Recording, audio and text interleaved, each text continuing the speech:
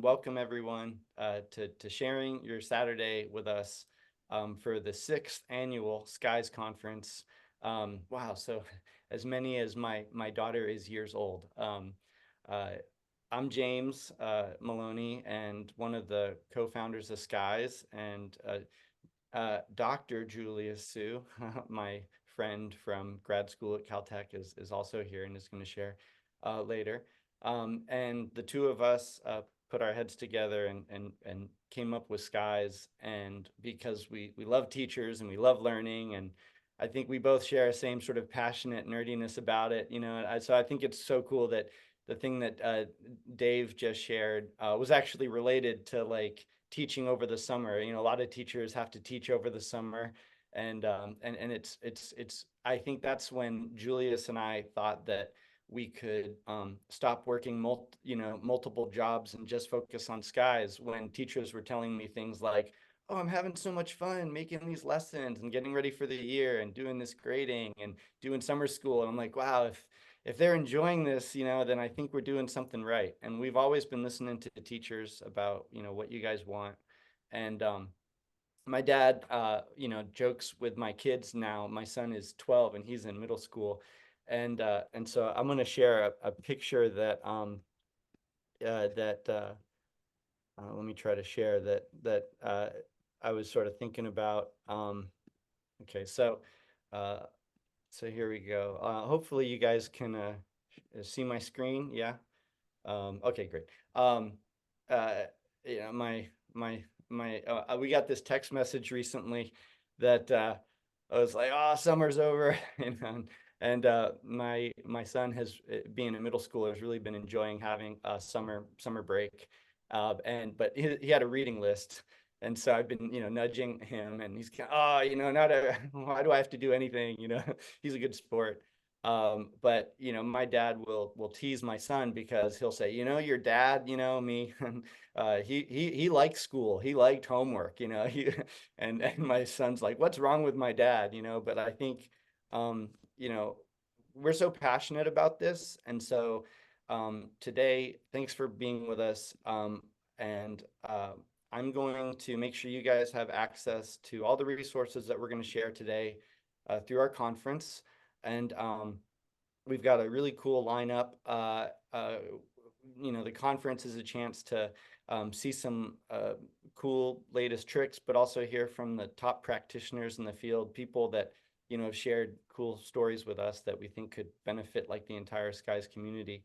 Um, from Griselda Gutierrez at Telfair, who will share Kagan strategies, which I really love how she told me, like, it's all about just, having kids, talk to each other. And she has first graders, and it's amazing just what you'll get to hear. And I think to keep in mind how these ideas apply across K-12.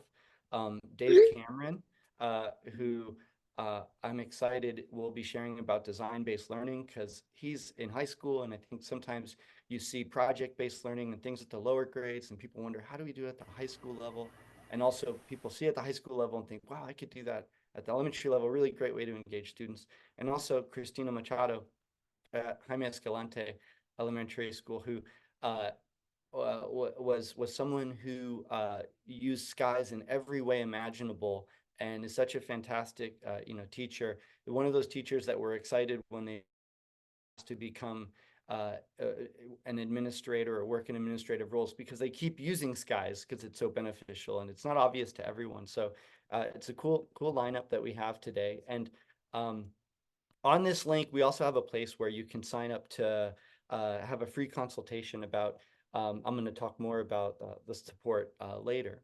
Um, and uh, and I just also want to mention, I'll talk more about support later, but we also have these things that we call one-on-one meeting slots. It's easy to sign up, and we'll be sharing these links in like the chat and stuff, and coming back to them. But just so you have it now, we'll put these links in the chat. And for those of you that I get asked a lot about what is Skies, and the best way is to just start using it. And so me and Julius kind of use skies for everything. And so I'm using skies right now. And I want to uh, invite those of you that would feel comfortable kind of, using skies while I'm presenting to join us. And we're going to share this link.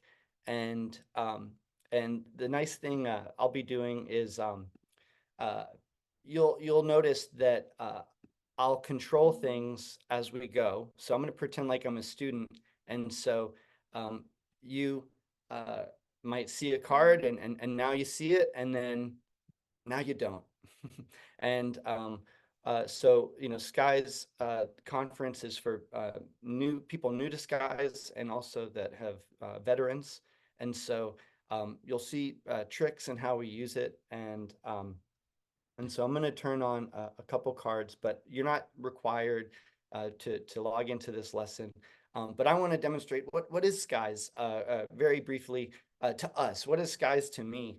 And so uh, I'm going to uh, mentioned that for me, I got to do some fun things over the summer.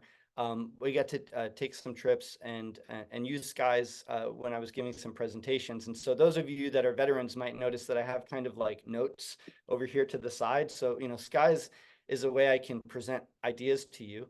And so I thought I would tell you guys about just that quickly, share a personal story about summer reading list. So my son was supposed to read a couple books, so we picked out a couple books about like some kids that are hard to teach, and this hookworm that was a fiction book and a nonfiction book. But while I also was taking my daughter to the LA City Library, I was picking out a bunch of books, and I came across this really cool old book, and I love old books, and so I wonder if other people out there have summer reading.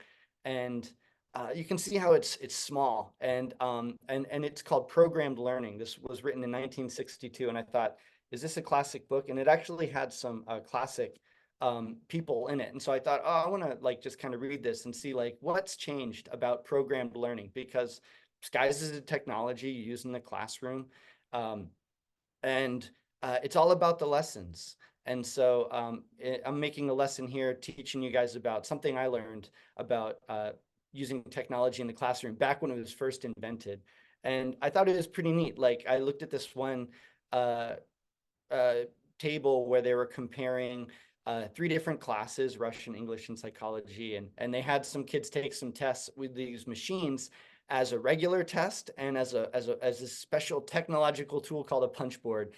And the point was that they saw improvements in the punch board. And so what was this punch board thing, this new sorts of technology? And I thought it would be fun to just look at like ancient technology. So this was one of the tools. It was called the Pressy testing and teaching machine. And you can see there's these keys like a typewriter. And this is what one kind of looks like here. And when people talk about technology, they talk about these people, Pressy and Skinner. Skinner had this box, and inside here you can see the drone. And the kids would move things around and they could get graded automatically. Now everyone talks about Skinner, but I thought I'd just mention how this like one from Pressy works.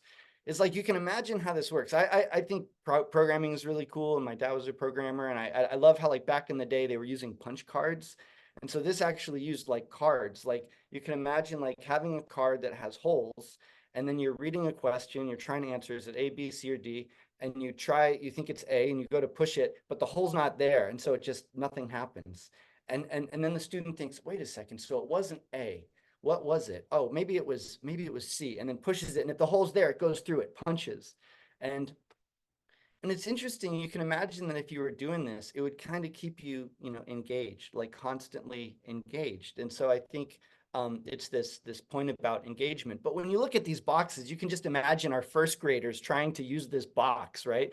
But now technology is so easy. We have, a teacher like we heard from saying, oh, I can do this in first grade. Actually, it's kind of funny that just so you have some idea of like how dated things were. In 1962, like doing audio video stuff was super complicated. And so they actually had airplanes traveling, broadcasting, proving that they could broadcast like TV, closed circuit television. And they thought, oh, maybe we'll just have a bunch of planes flying around broadcasting educational shows.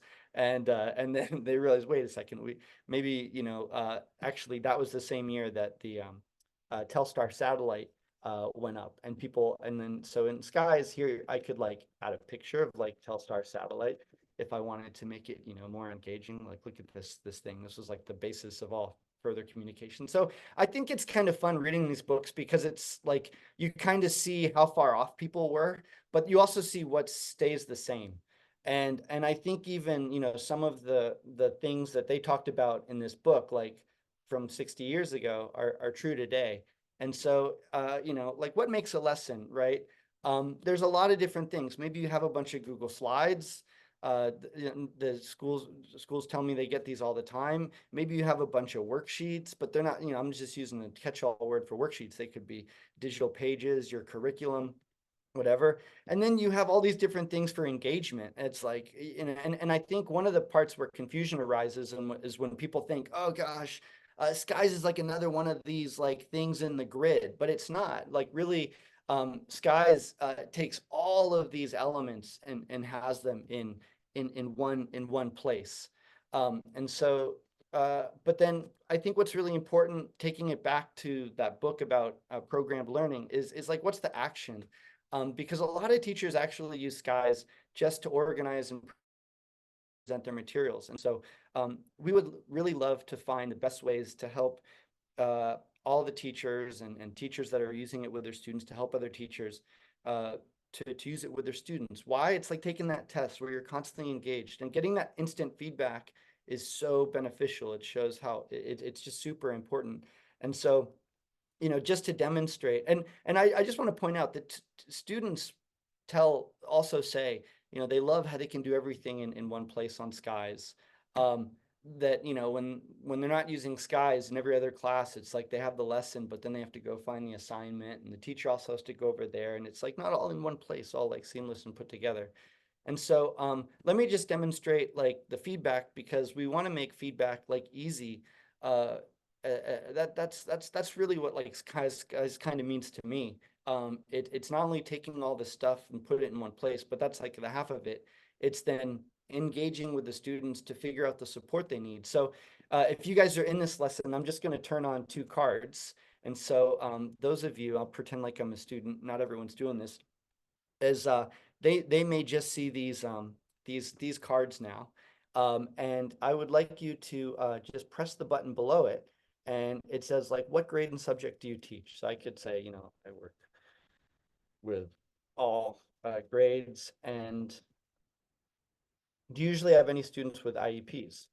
Um, and And so one thing I really appreciate about Skies is how often teachers tell me it works with everyone. I'm going in some class with advanced students, and it's so amazing to see how, like, the teacher we heard about is using design-based learning and all these technical things. And I'll go into classes with students that have special needs, and teachers are telling me how well it's working for their students.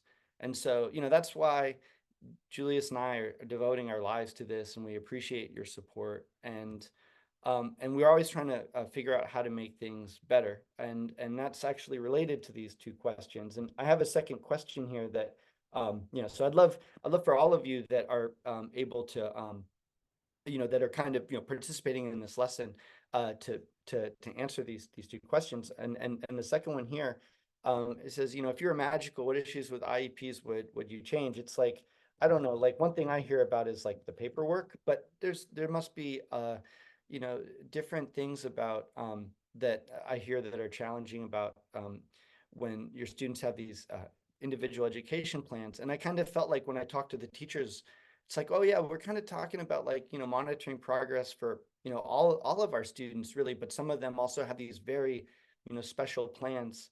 And I'm going to go back to the teacher mode just so I can demonstrate that, we want to complete the cycle in Skies. Like, what it means to me is the ability when teachers engage their students, and now they love learning, and then they ask them a question to see where they're at, and then they can view the responses.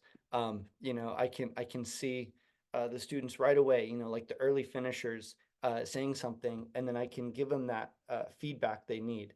And um, you know, it's like the machine, you know, it's like when they press it and they get the feedback right away, it feels so good. And the students just share in such like lovely ways about how they feel supported by their teacher. Their teacher is, you know, helping them, supporting them. You know, if they're saying something wrong, they're telling them, you know, where to go.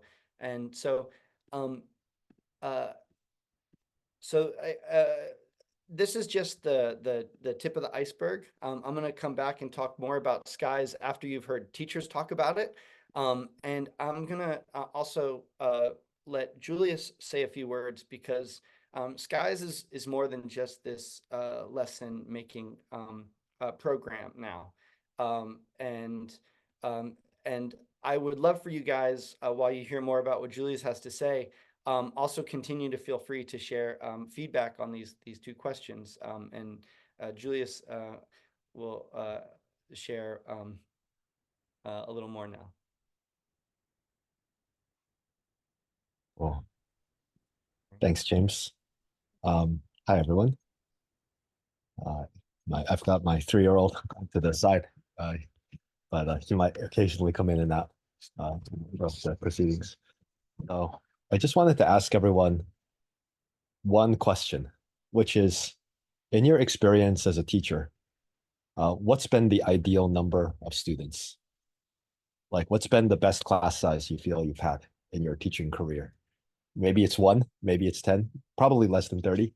But if you could just put it in your chat, then this will be a good launching point for our discussion. I see 5 and 15. I see 10, 16, 19. Okay, I'm making like a mental histogram. Yeah, okay, so most people are saying between 10 and 20. Um, what's interesting is that no one said 1. No one said they would love teaching to be replaced with a one-on-one tutoring situation. Um, I see 5 sort of the low end. Someone even said 24. That's a decent sized class, but and I'm curious because naively one would expect that, you know, if the class was like, you know, a pie and everyone was sharing it, then the more students there were in the class, the less pie everyone gets. Wouldn't it always be better to have fewer students in the class? Why would more students make a class better? Any any thoughts? Just to type in the chat, or you can just raise your hand and I can you can speak out.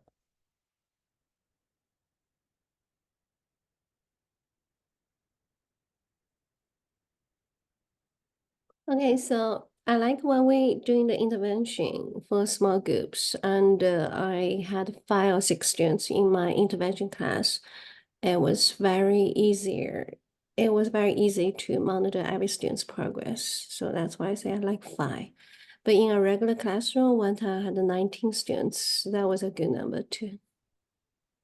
Yeah, I think, yeah, I think, yeah, when you're doing intervention, of course, you know, that is more like the pie situation where you have limited time and you want to make sure everyone gets enough attention.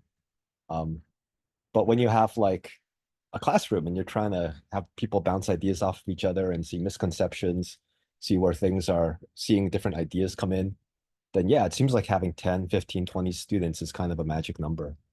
I see diversity, more kids with different ideas, ability to learn from each other, peer teaching, that sort of thing. And so many of the presentations that we're going to see in the upcoming things have to do with group work, Kagan strategies, collaborative conversations, these sort of things. So none of this is new. I think as an educator, you guys all recognize that um, having students learning together, the social element of learning, which sadly was kind of lost during COVID, is so critical, so essential for teaching. I recently went through the IEP process at PUSD for my son. And so there's a lot of talk about inclusion and least restrictive environment. And is he going to be in a special day class, or is he going to be with, a class with all the neurotypical kids and things like that? And it really makes you think, what is inclusion? What does it mean for a student to be included in the class? And I I think it's more like it shouldn't be like slicing a pie, right? It's not like if you have more kids in the class, they're taking up resources for everyone else. I think it's sort of like a potluck where every kid ideally should be included because they feel like they're bringing something to the class. Every kid brings something different to the class, and the combination of everything kind of makes the class click. I mean, I think James has had experiences with like teaching like a 5-person class, or I've had experience teaching like a 5-person or 10-person class, and something just feels a little bit off. It just doesn't feel like there's enough points of view, enough like mistakes being made, enough students like, teaching each other. It just doesn't feel like a class until it hits this critical number. So I think there's this feeling of like community and people learning together that is really the essence of Skies, right? I mean, there are programs. I don't want to name all the names, but there are programs which are like every student gets their own learning path and everyone's on their computer doing a different thing. And then you get progress monitoring and all that stuff. But is that really a class? Is it a class if everyone's got a computer screen that's showing something different and everyone's doing something different and learning something different? And you're just there to kind of like check to make sure no one's goofing off or, got tech issues? I don't really think that's a class. That's not the potluck. That's not everyone coming together. Skies preserves that. Skies preserves this community, the sense of everyone doing things together. But then on the flip side of this, what should feel individual? Like things should feel like a groupie kind of thing, but what should feel individual? I think feedback should feel individual. Particular goals, particular students, that should feel individual. Progress should feel individual because everyone's going to make different progress at different times. And so we think of Skies as a way to preserve this class community while giving everyone the individual attention they need. Which just goes to the last point, an IEP meeting. How many of you guys have been in an IEP meeting as the teacher representative? Everyone's raised their hand. Nothing feels more individual than that, right? You've got like the special ed teacher, you've got the general ed teacher, you've got the occupational therapist, the speech therapist, everyone's there, all focused on one student. Nothing's more individual than that. Ideally, everyone would have an IEP, right? Ideally, everyone would get this whole meeting of specialists talking about their child's progress. So the question I want to ask you guys now, just an open question, because this is something we're writing a grant on, something we'd like to build in the Skies is how do we give you more ammunition? How do we give you the ammo you need in an IEP meeting to be like, look, this is what we did. This is the progress we're making on the goals. This is what's going to happen. Because our initial idea is you just feed the IEP documents in the Skies, and then Skies automatically takes all the student work it could find relating to the goals and just organizes them in there as a portfolio. So when you go to that meeting, you have a list of all the IEP goals and you have all the student work related to that goal. So you can go, look, this is what's happened. This is your student's progress. This is how it's going. And you have all the ammunition you need without having to do all this extra work searching through things. And the parents are happy, the specialists are happy, the student is happy, everyone is happy. This is just a daydream. But like practically, would this work? What is needed to make this actually happen? I think we have 3 minutes to talk. That's it. Open the floor for discussion.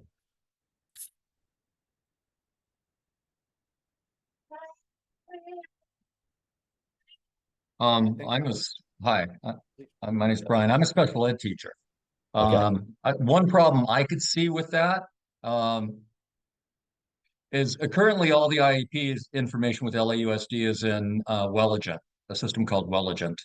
And as a and there's a lot of security around that, confidentiality. Yes. I really would imagine that you'd run into problems with data security. Because there's a huge liability around IEPs if that information gets out. But anyway, that's my 2 cents. Because I'm never the teacher representative, I'm a special ed teacher. So. I certainly know there's a lot of personal, private information in those documents. And I wonder whether there's some like sanitized version of it or whether there's some parts of it that are allowed to be put in or whether this would just make it a non-starter. It's too private, too personal, too confidential. I don't know. But yeah, that's a very important point. Any other immediate thoughts? I mean, we don't have to figure this whole thing out right away. This is just throwing the idea out there. Miss Compton asked something on the chat. Maybe a way to link a standard to a card or a lesson. I was just thinking like, because the district, and not everybody, but there's some teachers that are going towards that equitable grading, in a way that maybe not every card, but like if you were giving some sort of quiz or test or something, you could, have a pull down menu for a standard or something, or, that's just kind of like my first thought, but I haven't thought that through yet. So. Right. I'm even wondering if like now the AI's gotten like really good, whether it could auto suggest things so that you don't have to be manually tagged every time. Right. That's the point. That's not just for IBs, that's just for all teachers. Yeah, it would be useful to always be linking things to standards. Because I teach second grade, and in order easier for second grader to navigate, so I don't have a lesson just for science, a lesson just for math. So every day students have one lesson. It includes like language arts, math, everything else. And since I do a lot of SKY's lessons, so when I add IEP, I wish it would be easier for me to grab evidence. Right. Yeah, I know how to do the student's portfolio, but I wish like there is a way I can say all the students' work is like a 2 for the single student. So I can go to the 2 while I grade and show the parents like that's why the student has IEP, because look, this is the work he does. For me, I feel attend IEP, it was kind of difficult for me to grab evidence to show parents. But so far I had no complaint but that's just my suggestion. Right. And yeah, I think this is what the feature would be intended to address, but it even seems like even a simpler version of this, where it's less like you need to put in this whole document and more like you type in, I want to see everything related to, this standard, or I want to see everything related to skip counting or something, and it would pull up things like that. Or I want to see everything that the student's doing badly on, maybe some sort of general search that could pull up, that could go through a year's worth of work and just sort of synthesize something quickly. It seems like that might be more what you're looking for. Yeah, but I don't know how you would do it, because for example, I have a lot of whiteboard tables. Students just write down their answer on the table, and then they take a picture, then I grade it.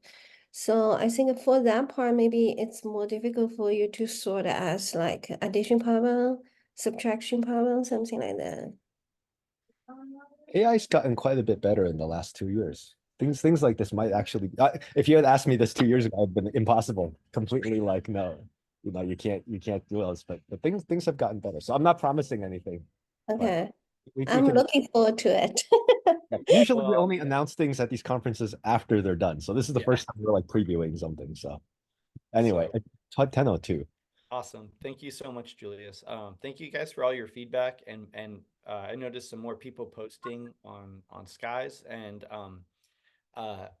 yeah, I remember the first time Julius was showing me how AI was working back when it very first came out, and showed me a couple of ways that you realized, wow, this is really next level. And so yeah, I think I always love how Julius is thinking how we can take that cutting edge technology to the next level with teachers' lessons and helping teachers. So we really want to talk to those of you that might have feedback and opinions about this, because we can really sort of sky's the limit with your imagination, and we'll see what happens. That's what's exciting, what grants are about.